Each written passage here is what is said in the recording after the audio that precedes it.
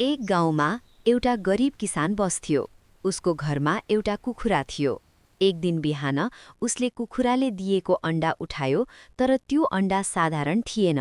त्यो त सुनको अण्डा थियो। किसान अचम्ममा पर्यो। उसले त्यो अण्डा बेचेर धेरै पैसा कमायो। अर्को दिन पनि कुखुराले फेरि सुनको अण्डा दियो। यसरी हरेक दिन एउटा सुनको अण्डा पाइरह्यो। किसान बिस्तारै धनी हुँदै गयो। तर केही समयपछि उसलाई लोभ लाग्यो।